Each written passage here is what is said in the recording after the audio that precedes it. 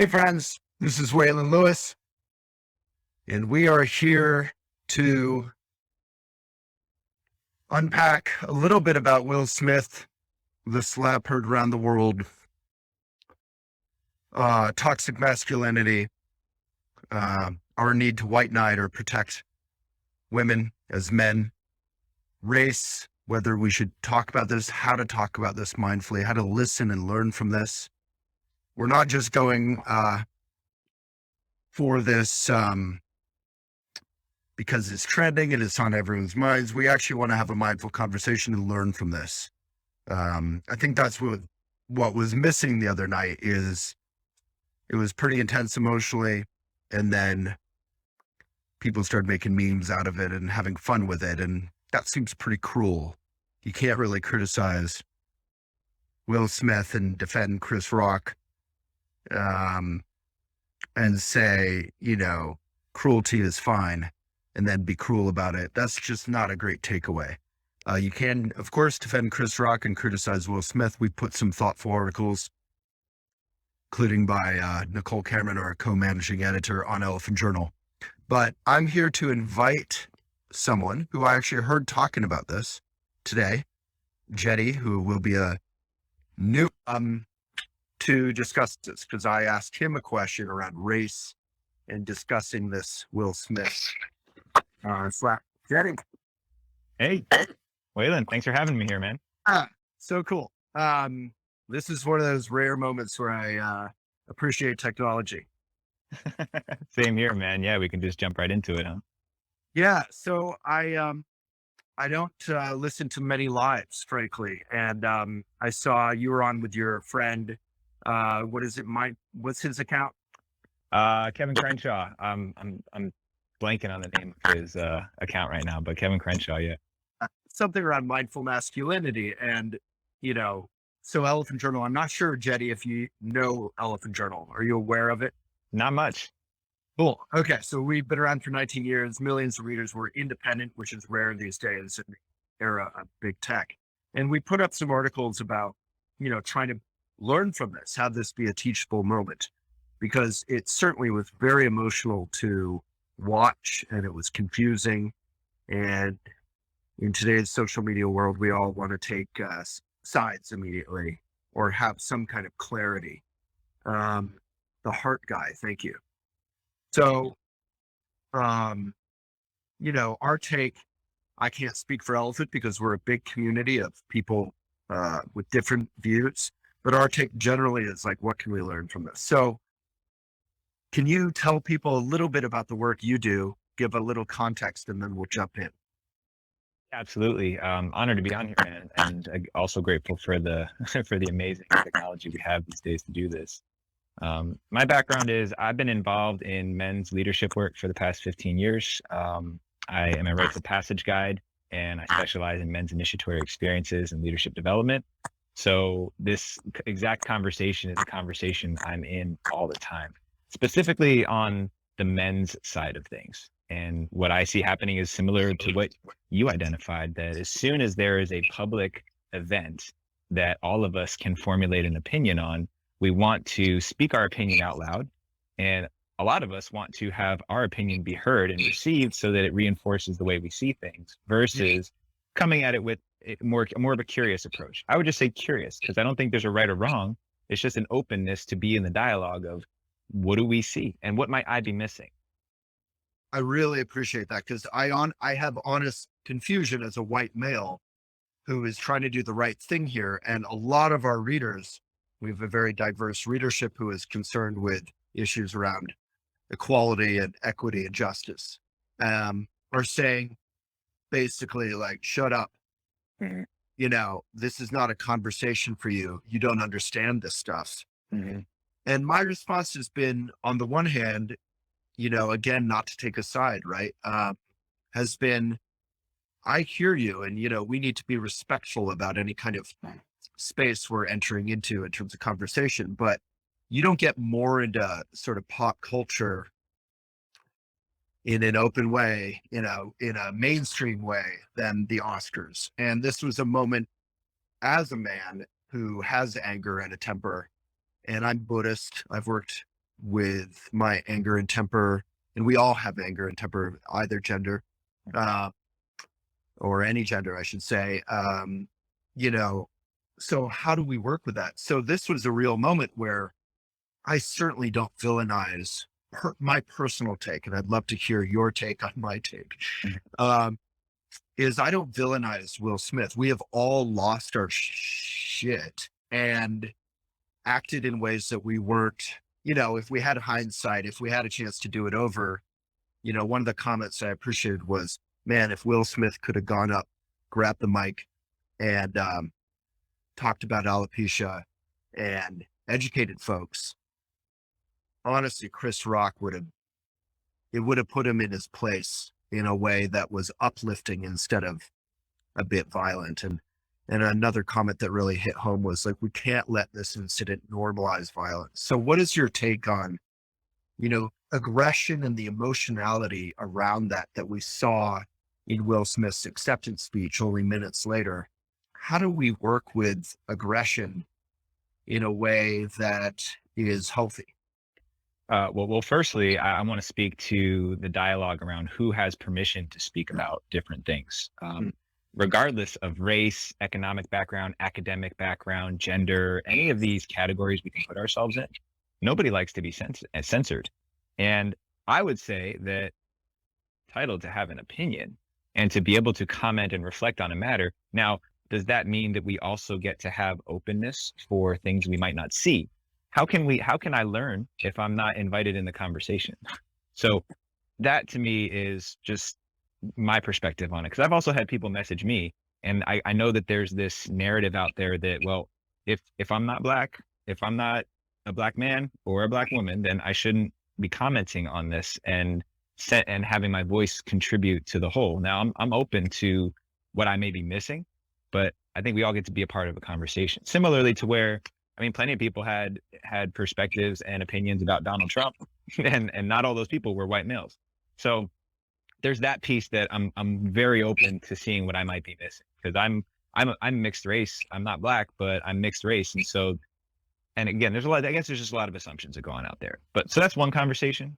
The other conversation about anger and masculinity, and what I was saying on the live that I did with Kevin, is that as humans, and I've seen this because I've worked with thousands of guys, so many of us have taken our emotional spectrum that we all have as humans, and we've had to shrink it down because of the social narrative of what male violence and aggression and anger means. That anger always will lead to something dangerous or harmful for people in our communities when it comes from men. That's like an overbearing narrative. We take our rage as a human being and we say this is acceptable and this is shameful. And the reverse of shame is some of us buy into it fully and perpetuate it and say, we are going to be, we're going to, whatever you call it, like blow the pollution in cyclist faces in our big trucks. And, Yeah. Well, shameful and dangerous, like harmful to society, right? Like a man whose anger gets out of control and where he doesn't demonstrate emotional command is now a detriment to society. I have someone at my door. Please continue to just hold the space and I'll be right back. Okay. I'll just finish that thought while you're doing what you had to say. So thank you so much. We've created that narrative that men in general, if we express our anger, if we express the extremes of our emotions, there's always a dangerous component or element tied to it. Now, I'm not saying everybody buys into this narrative. I see it changing more and more, but I know myself as a man and a lot of men that I work with, we have gotten into the mindset that I literally will not allow myself to go to these limits because of what other people will think, what that might mean, and what the consequences will be in my life. Now, it's not to say that I approve of or condone violence that emerges from a man who doesn't know how to express his anger or his frustration. But that's the problem, is how could you ever learn to use a pencil if no one ever allowed you to scribble on some paper and try writing with it? We need to create spaces that are safe and containers that are secure where we can explore the full range of our emotions and do it without harming ourselves or other people. And that's such a core and fundamental piece of the work that myself and so many other men in this men's work field are doing, is creating a place where, hey, you have permission to explore and express this emotion that you're experiencing, maybe for the first time in your life. You get to do that here because we all have agreements about what's going to make this space safe. And now, obviously, this example of Will Smith smacking Chris Rock live in front of millions of people is one opportunity to explore this bigger conversation. This is where entertainment and celebrity status and mass media can be really useful, because now, because of something that a famous actor did to another famous actor, we have the opportunity to talk about men and emotions and anger and physical violence and aggression, what's appropriate, what's not appropriate, in a way that most of us don't get to do. Most of us often will not do because of what the backlash may be. The reality is that every single one of us experiences anger, sadness, grief, joy, ecstasy. We all experience it. I've learned that it's not okay. It's not okay for me to explore and express these emotions.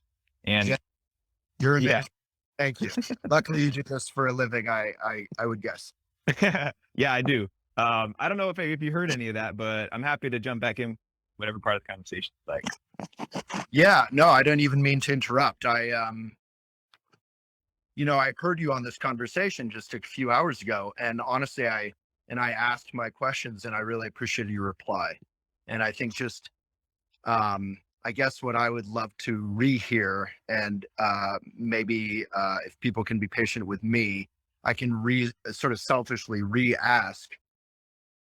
You know, I'm not ashamed of having anger or a temper, but working with it is hard. Like, you can lose your mind. Mhm. And I feel like that's what I saw with Will. So I didn't, while I am critical of what he did and how he took the space and attention from others who had worked their butts off to get to that moment, like Questlove, one for documentary, no one's remembering that, although people are starting to acknowledge it.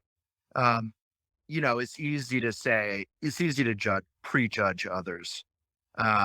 So I guess my question would be like, and I also think white knighting, kind of the need we men, when we buy into some sort of toxic masculinity, to think that we need to protect our significant other.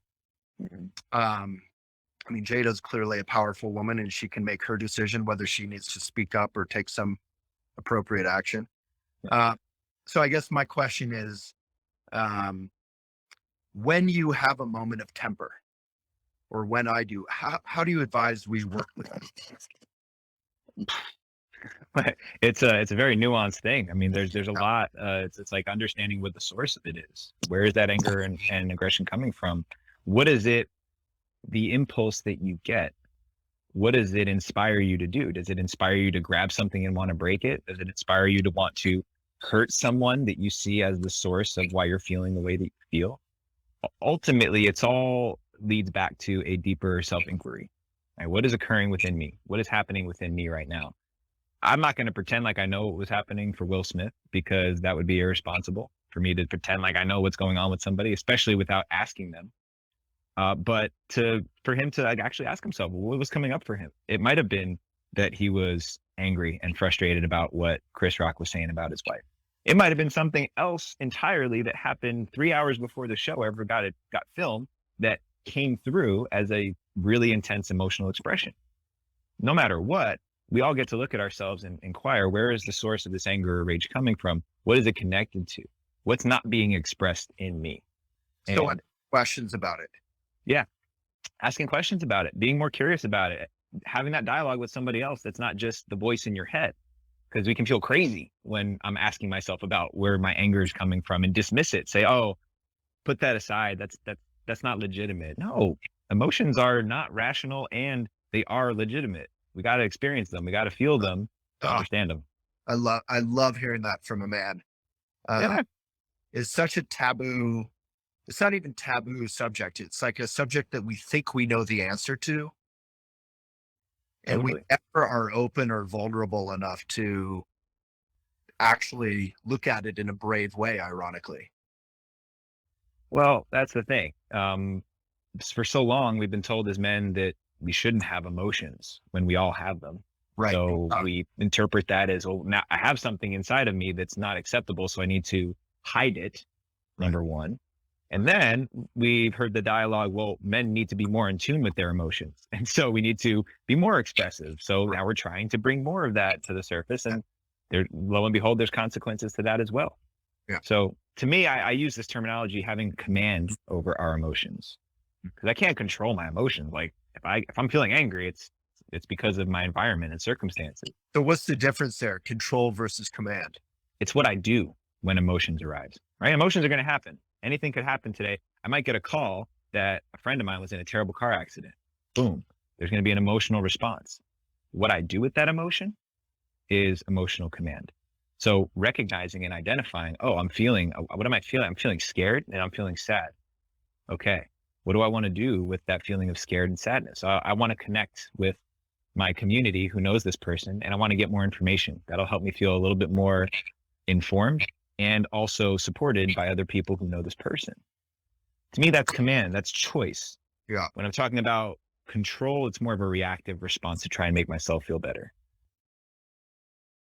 And then the other option, which is probably the most frequent, is sort of acting it out, just sort of like going with it, like not having control or command, just kind of.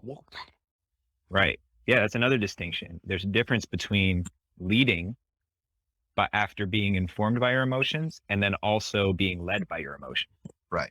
So somebody who just, I mean, that was pretty clearly, if that's exactly what it looked like with Will and Chris, that was a pretty emotionally led decision.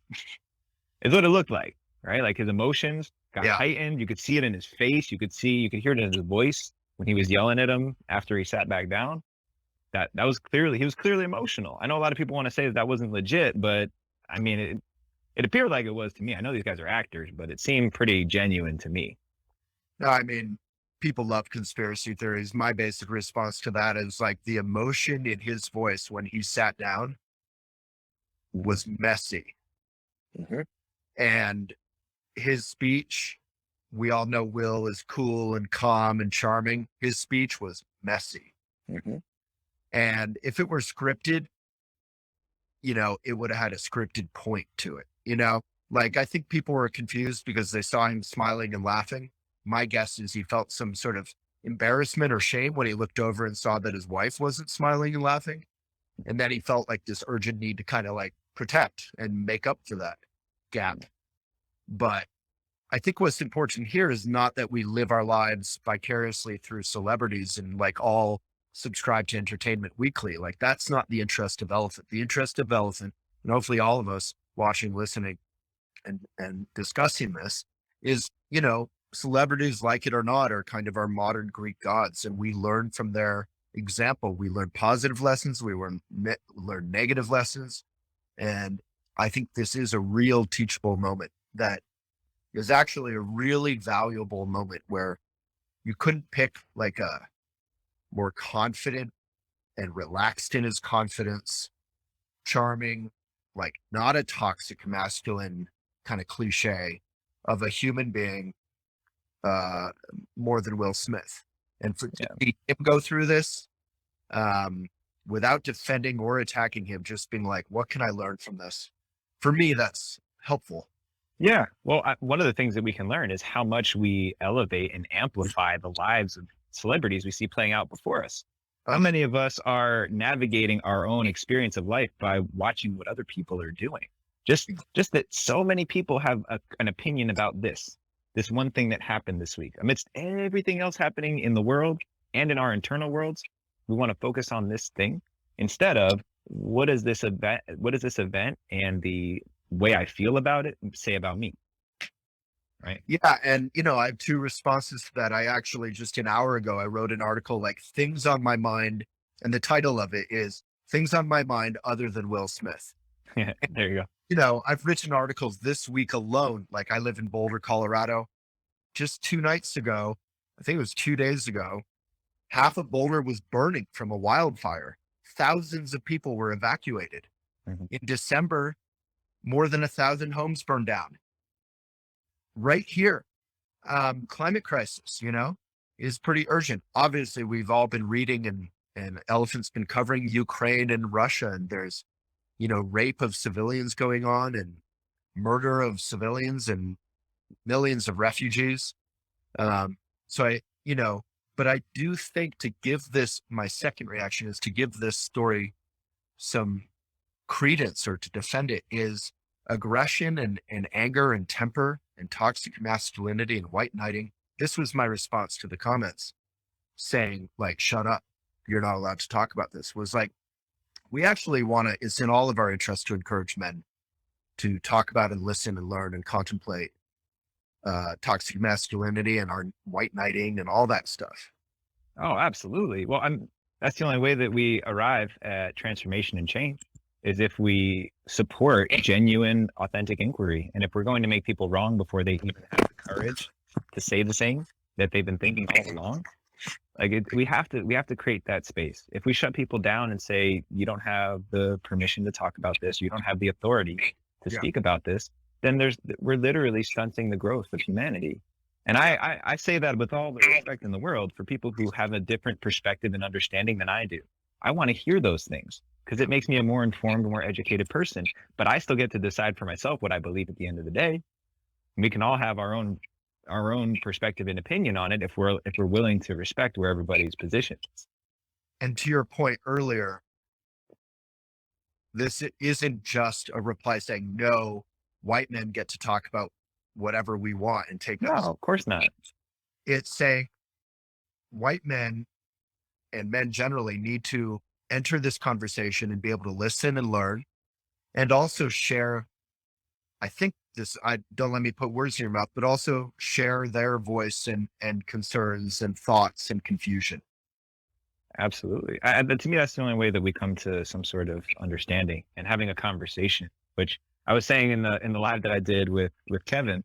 I was saying that the two things that we need to make sure we have in our educational curriculum is communication, like authentic communication between human beings, and nervous system regulation.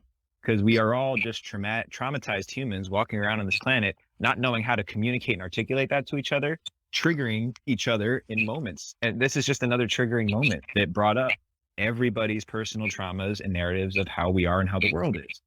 So we have to be able to look at that and dissect it. Yeah. Amen. I'm so grateful for what, honestly, I'm engaged and with my fiance, just like a week ago, I was saying something similar. I was saying, like, how is it that we don't have like communication in relationships, not just romantic relationships, but communication in our curriculum? Like, most of us have very little idea what we're doing. And a lot of us just prefer to shut down and stay out of messy conversations, which includes our own messy hearts. We just kind of avoid it. Yeah. And it all starts with compassion. The source of empathy is just compassion, being willing to see the world through somebody else's eyes just for a moment, to consider, well, what was this event like for a Black woman who was watching this unfold? And what is it like for that person to hear all of the comments coming from people outside of their race, outside of their community? Let me think about that for a second and try to see let me reach out to my friends who are Black and female and see how did this land on you? That genuine curiosity is the cure for judgment, period. So if we can all be more curious, then we won't have a world that's so fueled by the judgments and opinions of other people. Love that. Yeah. The only side note I'd make is, like, from a Buddhist point of view, and I think just from a general point of view, judgment is the word we often use for prejudgment, prejudging, prejudice. We have a fixed idea and we just put it on to whatever the situation is, and it may not fit. And judgment is more related to discernment or wisdom or insight. And to get to judgment from prejudgment, we need curiosity. Because, I live in Boulder. You may know Boulder's reputation, but a lot of people here are like, it's all good, bro. The absence of judgment isn't a positive either. Like, we need to be able to say, like I always say, judgment isn't the problem. Prejudgment or prejudice is, like, you judge what you eat for lunch. You have an apple that's maybe organic instead of a pile of dog poop. That's a judgment.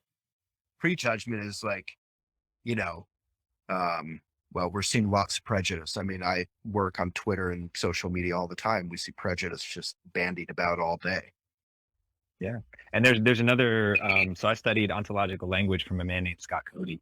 And this legacy of this tool speaks a lot about assessments and assertions. So assessment is like another word for an opinion. We all have assessments about everything, and everyone is going to have their own assessments. It doesn't mean that any of it is true.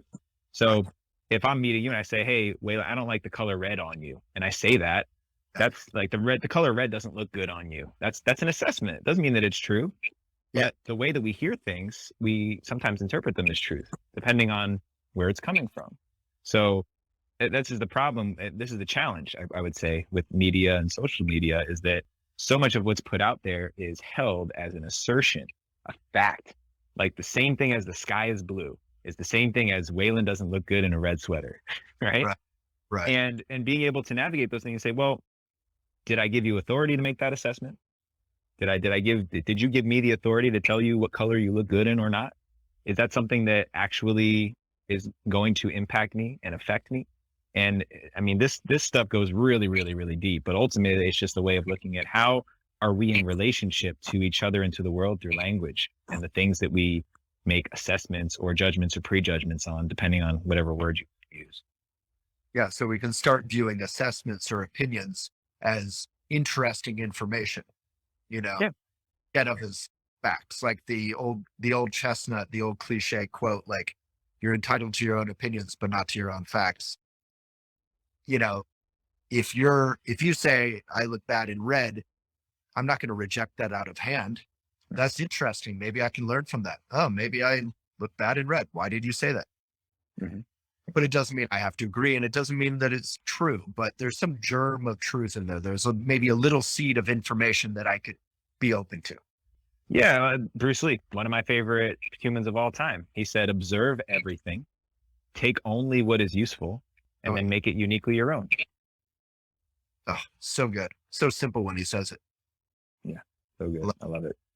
Well, thank you so much for your time and just popping on. It's so great to meet you, and super helpful. Honestly, I had those questions I asked, I really genuinely had them, and it really helped your response. And I encourage you, please check out Elephant. I'd love to see you write on Elephant. We have a lot of writers around non-toxic masculinity, and a lot of readers and a lot of good issues. And we're actually mission driven. We're not funded by some big tech investors trying to just manipulate an algorithm and make some dough. We're like actually trying to be helpful.